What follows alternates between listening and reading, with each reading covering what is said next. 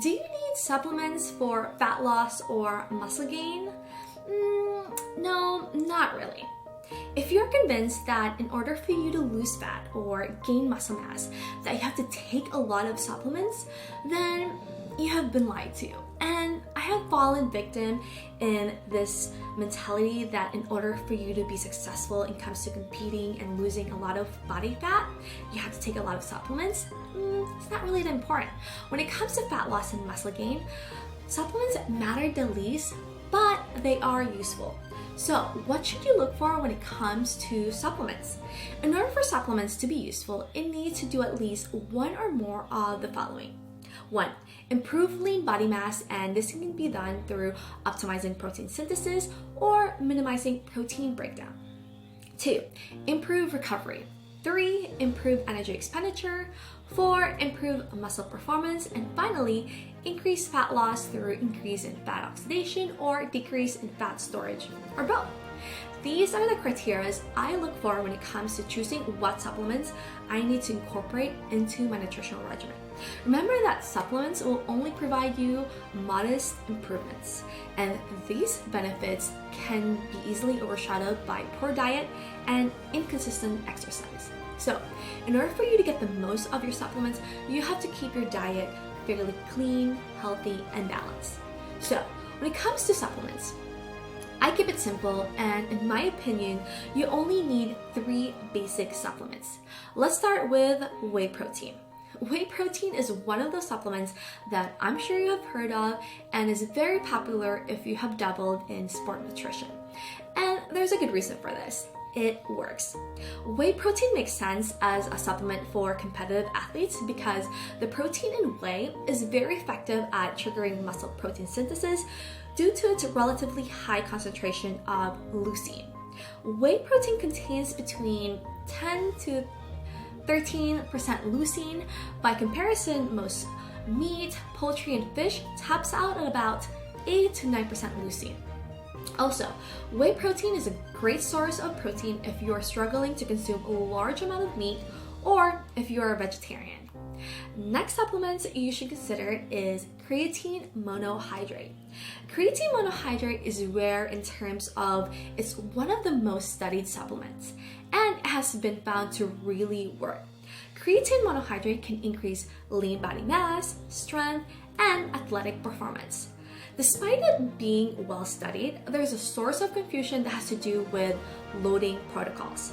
The idea of that is that to get the most out of your creatine, you can take a vast quantity for a period until your muscles are fully saturated. The benefits from creatine comes from saturating your muscle cells with phosphocreatine, which is a molecule used to create immediate energy through the ATP-PC system. Going back to the loading protocols, if you want to quickly saturate your muscles within a week, you need to take about 15 to 20 grams per day for a week. The downside of this is that a lot of people get gastrointestinal discomfort, and for some, people feel like they retain water and they don't look as tight or shredded. Or you can slowly saturate your muscles by taking a dose of 3 to 5 grams per day every day for about a month. I personally do the month-long loading protocol to avoid gastrointestinal discomfort. Another source of confusion about creatine is which form to take. There are many types of creatine being marketed out there, such as creatine glutamate, creatine HCl, creatine trimethylate, and a few more that I can't pronounce. However, these are non-monohydrated forms of creatine, and there's virtually no evidence that they do anything useful above and beyond the standard monohydrate. To keep things simple, choose the most common and affordable creatine monohydrate. Creatine monohydrate has been shown to saturate the muscle cells 100%, and you can't get better than 100%. The other forms of creatine are really created to be more expensive, just to be expensive, but doesn't really do a good job compared to the common creatine monohydrate. And finally, let's talk about caffeine.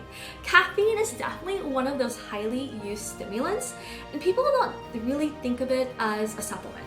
We don't really think about it, but caffeine helps to improve performance in the gym, increase your energy levels, can increase strength, and help manage fatigue.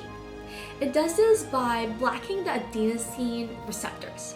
Throughout our wakeful moments of the day, adenosine can build up in the body until it reaches a point where there's so much of it that it triggers our sleep cycle. By blocking its receptors, caffeine helps us to feel awake and alert even if we build up a bit of adenosine. We see caffeine added a lot in pre-workouts, and a typical dosage will be 3 to 6 milligrams per kilogram of body weight, and it's usually taken 30 minutes before training. I like to take in my caffeine through coffee or teas, and for comparison, a cup of coffee contains around 100 milligrams of caffeine. One note when it comes to pre-workout supplements. A lot of people complain about the tingling sensation that comes with it. Know that that is caused by beta-alanine that is usually added with the pre-workout. If you don't like that tingling sensation, stick with black coffee as your pre-workout. And during your prep, don't add any dairy or creamer or sugar, really. When it comes to supplements, keep it simple and focus more in getting the most out of your diet. Don't use supplements to compensate for a bad diet. You're just wasting your money at this point. And remember that you can't outrun a bad diet. If you want to thrive as a fitness bikini athlete, you have to focus on eating a balanced and clean diet. So that's it for me for this video, and I hope you found this useful and informative.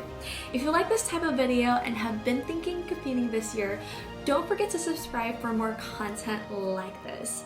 See you on the next video. Bye guys.